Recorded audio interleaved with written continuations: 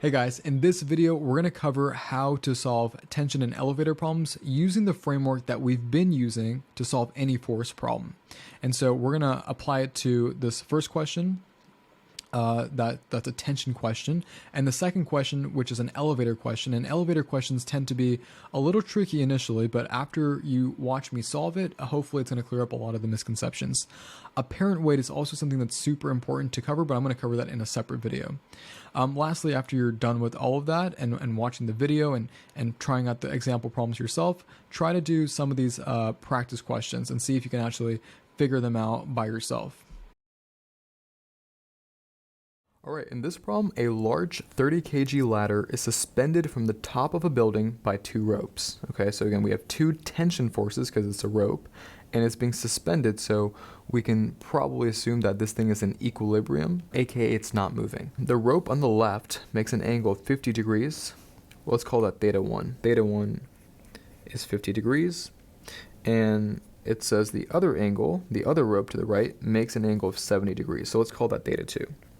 So theta 2 is 70 degrees. Again, the reason I'm doing this is because I don't like writing numbers on my FBDs, in my equations, until the very end. And so I'm going to replace 50 degrees with theta 1 and 70 degrees with theta 2.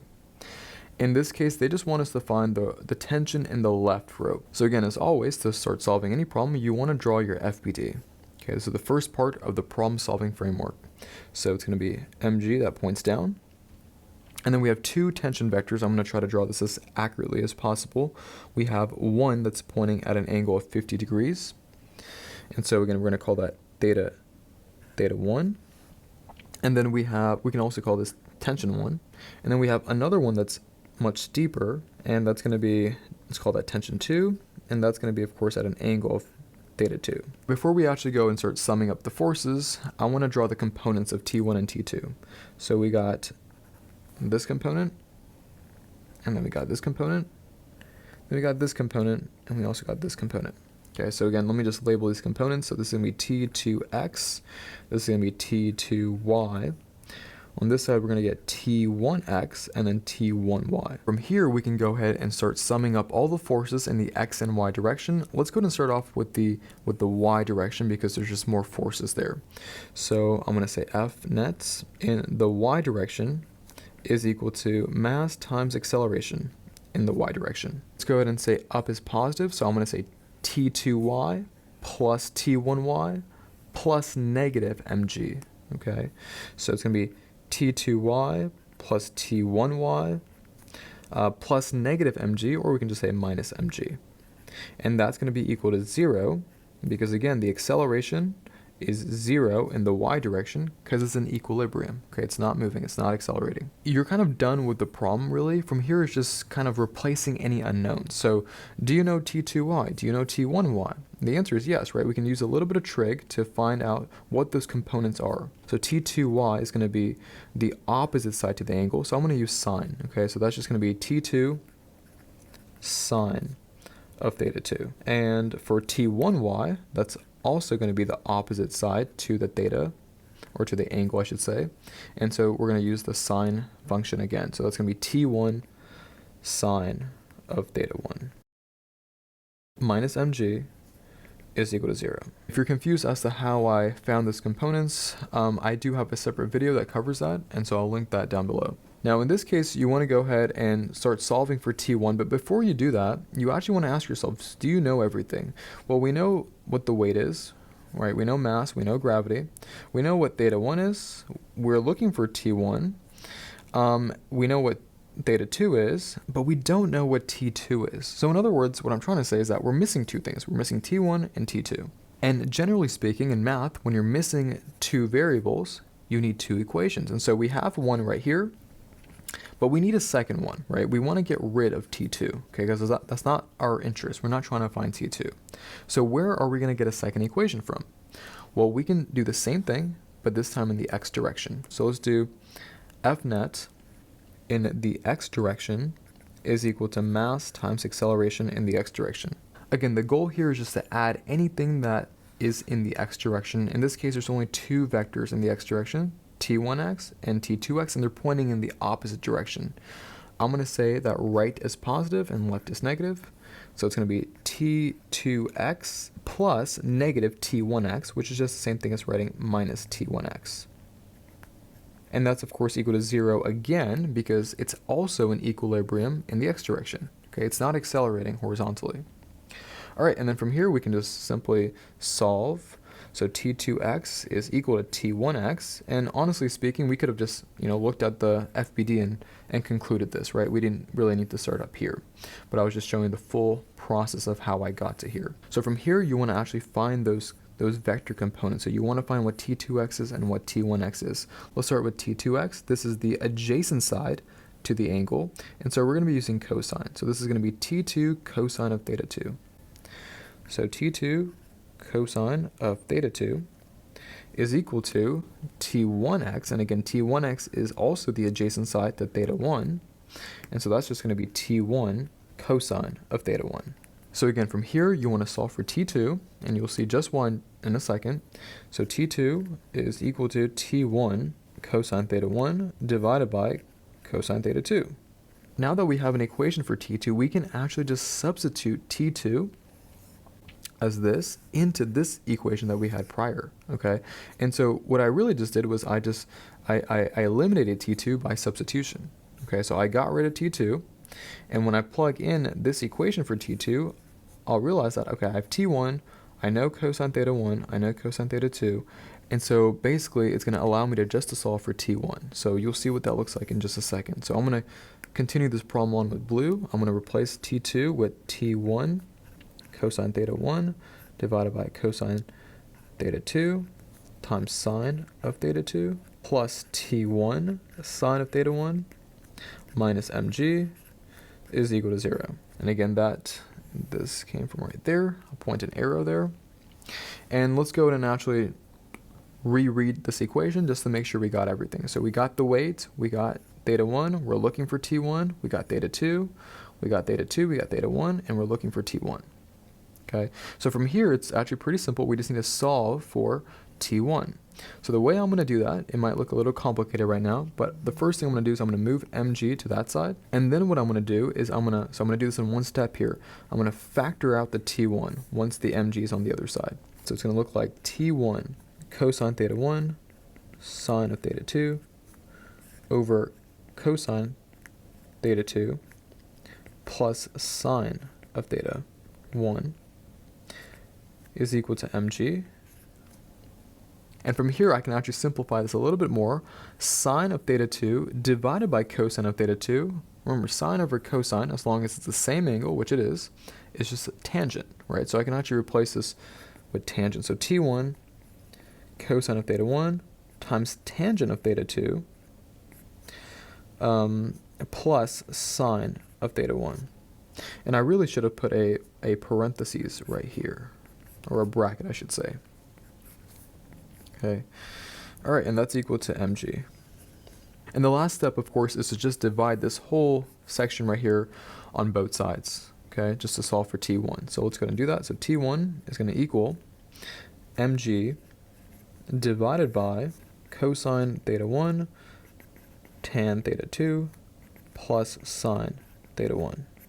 All right, from here, I can go ahead and start plugging in my numbers because I've solved for t1. And again, if you want, you can just plug the numbers directly into your calculator instead of having to write it down on your paper. But I'm going to show it just for the sake of this problem. So the mass was 30 kgs. I'm going to use 9.81 for gravity. You can use 10 if you want. Remember to plug in your angles correctly. So theta 1 was, I believe, 50 degrees times tangent of theta 2, which was 70 degrees, plus sine of 50 degrees. Okay, now we can go ahead and actually plug this in the calculator. I got a final value of around 116, and of course that is a tension force, so it's going to have a unit of newtons. So 116 newtons is my final answer for T1. And if the problem was asking you to solve for T2, then you can simply just use the value for T1 that we found and plug it into the equation that we found earlier for T2. Now that was a lot of work, so I'm going to quickly go ahead and recap all the steps of the framework that we did to simplify this a little bit. So the first thing we did was we took the problem and we turned it into an FBD. We wanted to make sure that that FBD was as accurate as possible before moving on. We also found the vector components in blue before summing up the forces. This just helped us to visualize all the components and made it a little bit easier. Again, on the FBD, you only need to draw the black vectors. You don't need to draw the vector components. The blue components are just to help you visualize. The second step we did was sum up all the forces in the y direction. However, upon doing that, we also realized that we needed a second equation because there was too many missing variables. We were missing t1 and t2, so we needed a second equation, which we got from the x direction. So after finding an equation from the x direction, we found an equation for t2, and we were able to substitute that in to get rid of t2. And then all of a sudden we only had one variable that we had to deal with, and we solved for that variable t1. We found an equation for it, and then finally we plugged in numbers. Alright, this next problem deals with an elevator, and hopefully by the time I'm done explaining this, it's going to make a lot more sense, because this question really messes up a lot of students when it comes to actually solving them. A lot of people understand the concepts behind them, but when it comes to solving them, it can get a little tricky. Now, I'm going to attempt to simplify this whole problem using the three-step framework that we've been using in the past. Okay, so again, FBD, sum up forces, and then rearrange to solve for what we're looking for. Let's start off by reading the question. A 1,000 kg elevator is traveling down, and it's accelerating at a rate of 2 meters per second squared. Find tension 1 in the elevator cable. Again, most elevators are basically operated with these massive steel cables, and again, a cable is exerting a tension force, and so that's what they're asking us to find. How much tension is in that cable? And then we have to look at an identical elevator that's traveling up this time, and that's decelerating at a rate of 2 meters per second squared. Find the tension in this rope. All right, so let's go ahead and start off by drawing a FBD. Let's just focus on the first situation. Okay, let's focus on T1 for right now. In this first situation, we're gonna have, of course, the weight pointing down, mg. And again, the tricky part here is drawing tension. Now, of course, tension is gonna point up, right? But the question you wanna ask yourself is, should tension be smaller than mg? Should it be equal to mg? Or should it be bigger than mg? Okay, let's go through each one just to kind of show you the process of thinking through this. Let's say they were equal to each other. Let's say tension was equal to mg. Well, if tension was equal to mg, that would mean that it wouldn't be moving, right? It would be, at least it wouldn't be accelerating. It would be in equilibrium. So these two things will cancel out. Now, according to the problem, that's false, right? Because we know that we are in fact accelerating downwards at a rate of 2 meters per second squared. Next, what we want to try is we want to try to make this bigger than mg. So if we were to make this bigger than mg, then we would see that we have a net force upwards, and if we have a net force upwards, that means we're accelerating upwards. Now in this case, we're not accelerating upwards, we're accelerating down. So the only possible solution to this for the FBD is to draw a tension that's smaller than mg. Looking at this, we see that we have a net force downwards. That means we're going to be accelerating downwards. All right, and that was the FBD for tension 1. In the next elevator, we had the exact same weight, so mg, but this time, if we read it again, the elevator is traveling up, but slowing down, so it's decelerating at a rate of 2 meters per second squared. So if it's traveling upwards, and if it's slowing down, it turns out that the FBD is going to have to be the same thing, right? So it's going to have to look like this, tension 2. And again, if it's going up, but the net force is downwards, in other words, the acceleration is down, and the velocity is up, this is going to be a deceleration. So this is almost like a trick question here. It's actually the exact same FBD for two different scenarios. So again, if you just run yourself through the process of thinking out loud and saying, hey, should T2 be bigger or smaller than mg? And if T2 is smaller, then that means the net force points down. And if the net force points down, which way is it going to be accelerating? So in this case, it's accelerating this way, but the fact that it's traveling up makes this a deceleration. In this question, again, it's accelerating downwards, and the fact that the velocity is also pointing downwards makes this an acceleration, not a deceleration. Okay, so again, the same exact FBD for two different situations. Now from here, we actually can say that T1 is equal to T2. Okay, so we don't actually have to solve for T1 and T2 separately, because now that we know it's the same exact thing. And I'm going to go ahead and just simply move on to the next step here, which is going to be summing up forces. So this is my favorite part here. F net in the y direction is equal to ma in the y direction.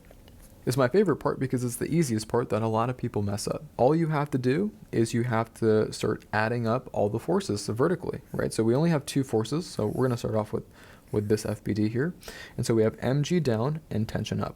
What I like doing is I always like saying that the bigger vector points in the positive direction. So in this case, I'm going to make mg positive and t1 negative. So it's going to be mg plus negative t1, or I could just say mg minus t1. mg minus t1 is equal to ma in the y direction. Again, they're asking me to solve for t1, so I'm going to go ahead and do that. So t1 is going to equal mg minus may. We can obviously simplify, so t1 is going to be equal to mg minus ay. From here, we can actually just plug in the numbers, okay? So t1 is going to be equal to the mass, which is going to be 1,000 kgs, so 1,000, times gravity. I'm going to set gravity as 9.81. You can also use 10. And the acceleration was 2, okay? It was 2 meters per second. And actually, if you go ahead and redo this problem, or the second step, I should say, for the second FBD, you're going to come to the exact same conclusion. So T1 and T2 are the exact same thing. So I got a value of 7,810 newtons, okay, of force. And again, this T1/2, just my way of saying tension 1 and tension 2. Okay, maybe I should write it this way. So tension 1 and tension 2. Hopefully that clarifies how to solve elevator problems. Most, if not all, elevator problems and other force problems can be solved using this framework. Drawing FBDs, summing up your forces, and then rearranging to solve for T1, or whatever it happens to be in the problem. Alright, hopefully this was helpful. I'll catch you in the next video.